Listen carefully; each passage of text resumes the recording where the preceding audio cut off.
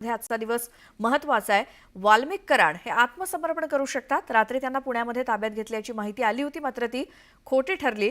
आज सीआयडी कडून कारवाईचा फास आणखी आवळला जाण्याची शक्यता आहे। फरार आरोपींची संपत्ती सील करण्याची कोर्ट परवानगी देण्याची शक्यता असून काल सापडलेल्या मोबाईलमधील काही महत्त्वाची माहिती बाहेर येण्याची शक्यता आहे।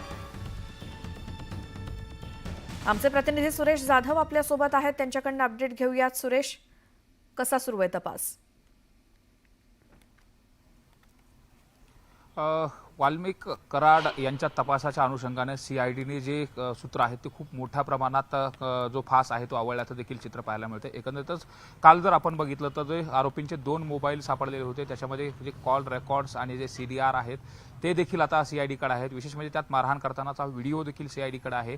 आणि त्यानंतर ज्यावेळेस रात्री सीआयडीच्या अधिकाऱ्यांसोबत ज्यावेळेस अनऑफिशियली चर्चा केली, काही सूत्रांसोबत चर्चा केली, त्यावेळी सीआयडीनं ज्या पद्धतीनं तपासाची जी यंत्रणा लावलेली आहे, जवळपास 9 पथकं ही राज्यभर कार्यरत आहेत। यामध्ये जर बघितलं आपण कर्नाटक असेल, मध्य प्रदेश, उत्तर प्रदेश, एवढंच नाही तर गोवा, केरळ, तामिळनाडू इथपर्यंत ही जी पथकं आहेत ती सर्व ठिकाणी पाठवण्यात आलेली आहेत। विशेष म्हणजे 150 पेक्षा जास्त कर्मचारी आणि अधिकारी या सर्च मोहीममध्ये आहेत।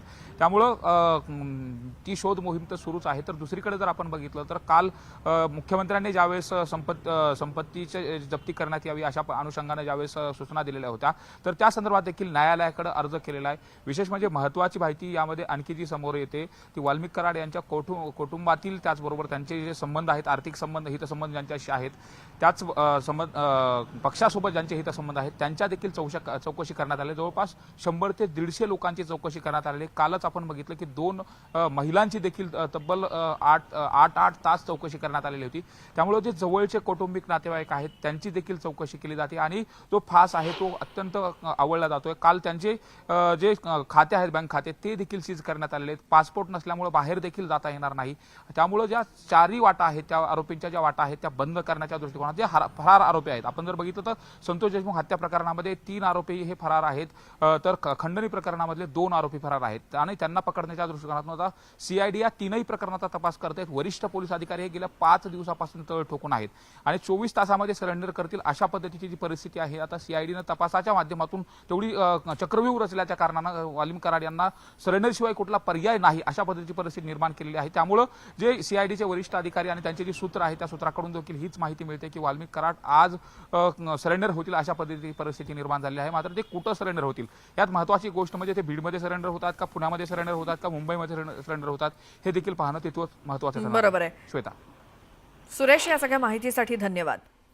आता वाल्मिक कराड यांच्या बाबत माहिती मिळवण्यासाठी सीआयडीनं फास आवळायला सुरुवात केली आहे। काल दिवसभर 2 महिलांना सीआयडीनं चौकशीसाठी बोलावलं होतं। काल दिवसभर त्यांना बसवून ठेवलं आणि या दोन्ही महिला वाल्मिक कराडांच्या निकटवर्ती असल्याची माहिती मिळाली आहे।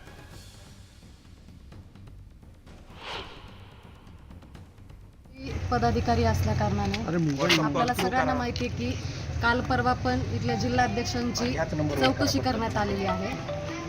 ज्या पोलीस यंत्रणेला ज्या काही माहिती हवी आहेत त्या विचारण्याचा प्रयत्न केला आणि माझ्या परीने जे काही सांगता येत आहे तेवढं मी नक्कीच सांगितलं। काय विचारलं नेमकं? हे 5 चौकशीतले मुद्दे आपण बाहेर सांगू शकत नाही।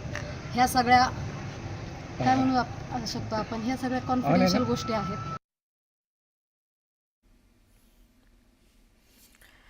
तर पुढची बातमी बघूयात। वाल्मिक कराड अजूनही फरार आहे। या वाल्मिक कराडला ताब्यात असल्याची माहिती काही माध्यमांनी दिली होती, मात्र कराड पोलिसांना शरण आल्याची बातमी खोटी असून वाल्मिक कराड अजूनही फरारच आहे आणि न्यूज 18 लोकमतनं तो शरण आला नसून फरार असल्याचं सांगितलं होतं आणि न्यूज 18 लोकमतची ही बातमीच खरी ठरली।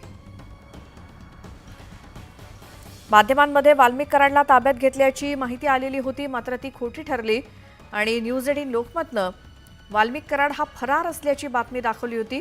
तो ताब्यात नसून तो फरारच आहे अजूनही आणि न्यूज 18 लोकमतच्या या बातमीवरती शिक्कामोर्तब झालंय, कारण वाल्मिक कराड अजूनही फरार आहे। तो शरण येण्याची शक्यता आहे, मात्र अजूनही तो पोलिसांच्या ताब्यात नाही। वाल्मिक कराडला ताब्यात घेण्यात आल्याची बातमी काही माध्यमांनी दिली, मात्र वाल्मिक कराड हा पोलिसांना शरण आल्याची बातमी खोटी असून तो अजूनही फरारच आहे असं न्यूज 18 लोकमतनं दाखवलं होतं। मस्ता